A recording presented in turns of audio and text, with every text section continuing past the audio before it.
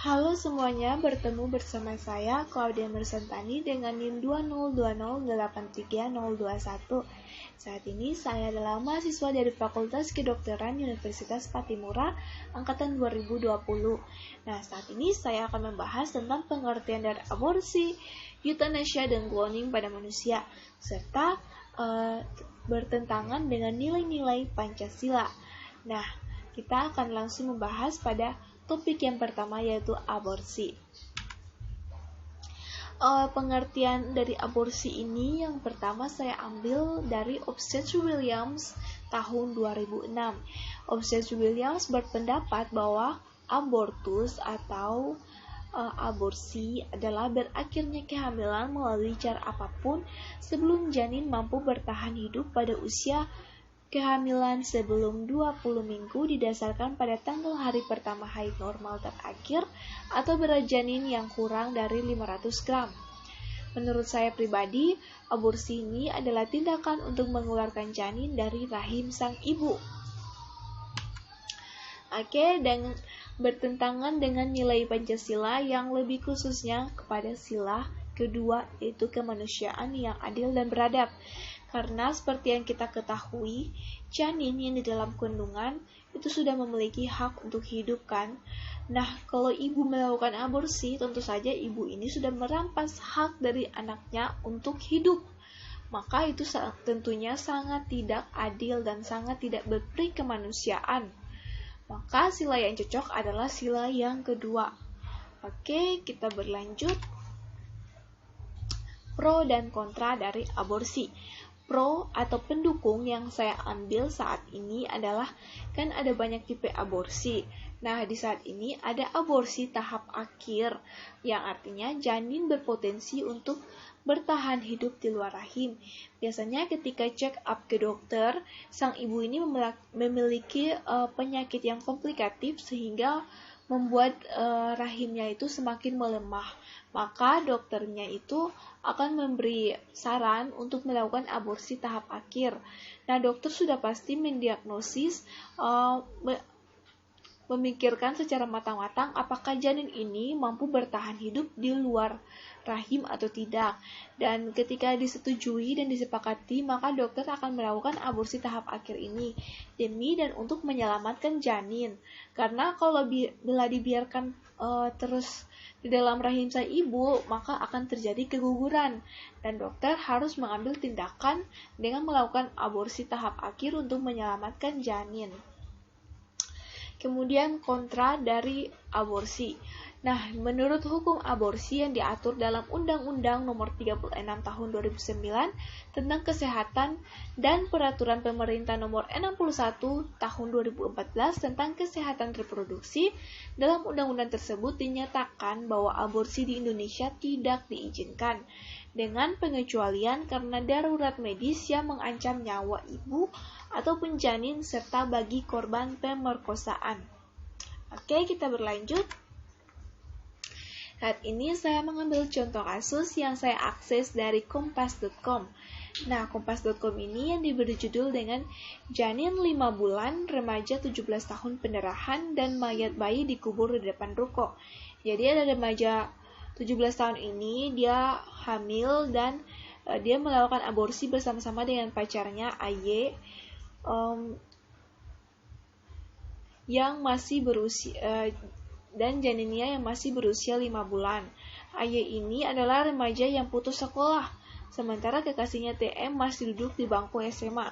Kejadian tersebut berawal saat TM datang ke rumah sakit Bayangkara dengan kondisi pendarahan. Saat diperiksa lebih lanjut, pendarahan yang dialami TM mengarah pada efek konsumsi obat untuk menggugurkan kandungan. Oke, jadi untuk teman-teman yang ingin membacanya, teman-teman dapat mengaksesnya melalui link yang saya bagikan di bawah sini.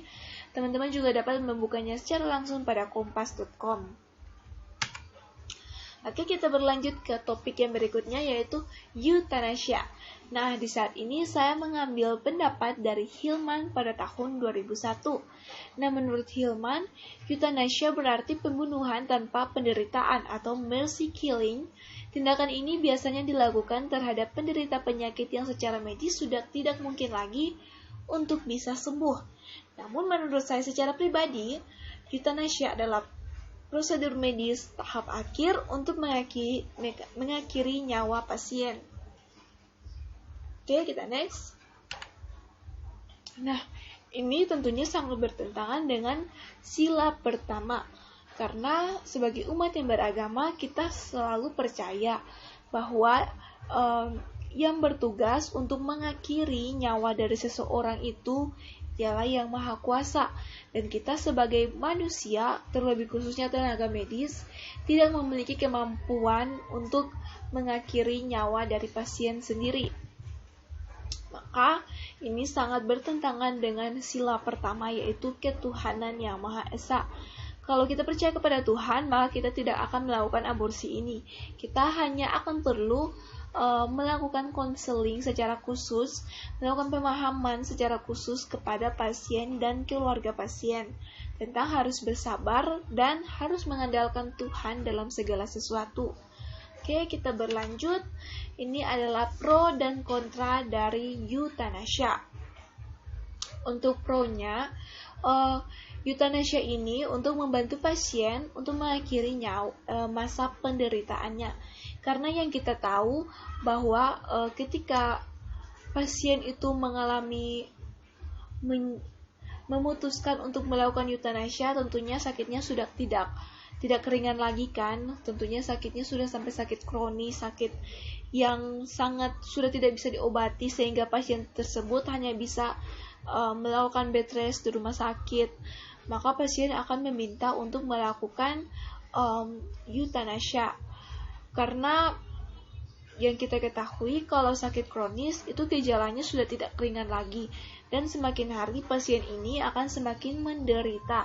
Maka sebagai tenaga medis, kita hanya bisa menyetujui permintaan dari pasien tersebut untuk semakin meringankan rasa sakitnya, mempercepat kematian dari pasien tersebut.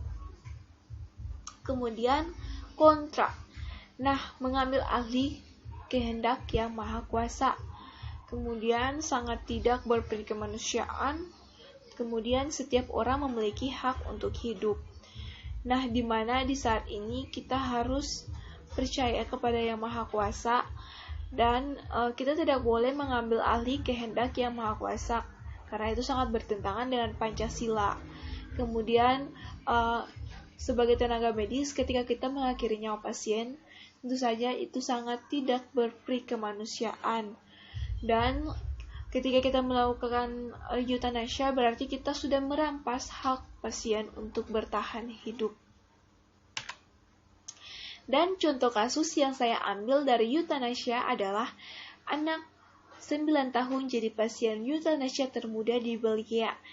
Nah, untuk mengajukan euthanasia, seorang anak harus menuliskan permohonan dan menjelaskan kasusnya dengan tulisan tangannya sendiri. Setelah aplikasi permohonan tertulis dan diserahkan, dokter memverifikasi permohonan tersebut dan hanya bisa mengizinkan permintaan praktik ini jika pasien berada pada kondisi sakit yang konstan yang tidak bisa diobati lagi, karena akan meninggal dalam waktu yang dekat.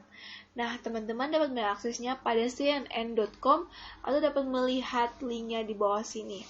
Kemudian kita berlanjut pada cloning pada manusia.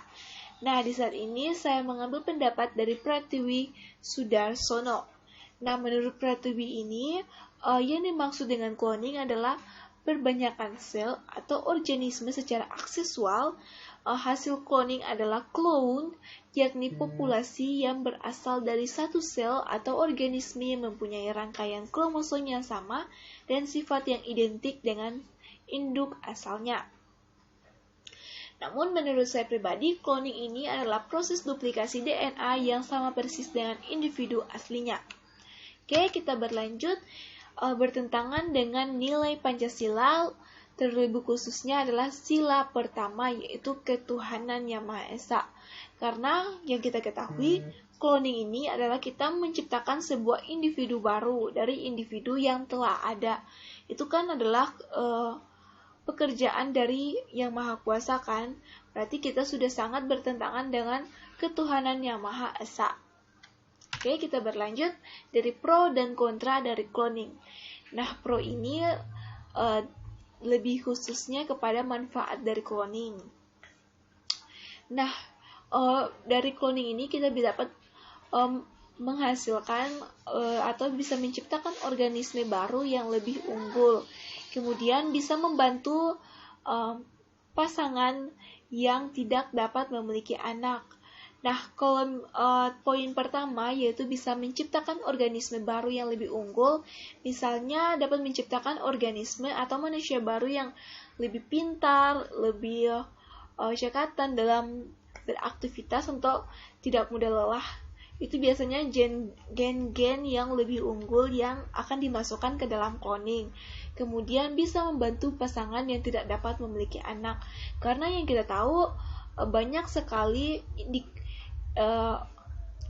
jumlah pasangan dalam tiap-tiap negara yang tidak dapat memiliki anak.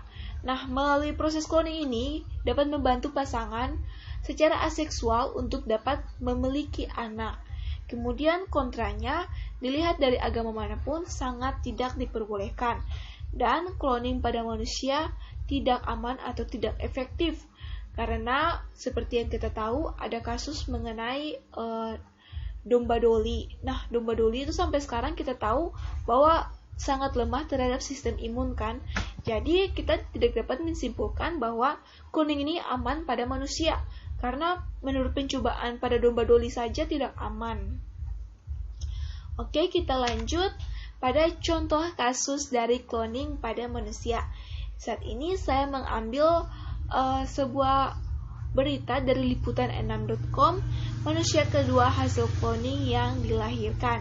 Nah, manusia hasil teknologi duplikasi genetik atau cloning untuk kali kedua dalam sejarah dilahirkan. Kali ini inovasi teknologi tersebut dilahirkan di Amsterdam, Belanda. Pada Jumat malam itu waktu setempat, bayi perempuan dari pasangan lesbian berkewarganegaraan Belanda itu dilaporkan terlahir sehat. Bayi perempuan itu tercipta melalui proses fertilisasi in vitro pada IVF yang formatnya biasa diterapkan pada pasangan yang tidak subur. Itu. Oke, teman-teman. Sekian dari hasil presentasi saya. Bila teman-teman ada pertanyaan, kritik, dan saran, boleh kirimkan melalui email saya yang di bawah ini, yaitu claudiatani02@gmail.com.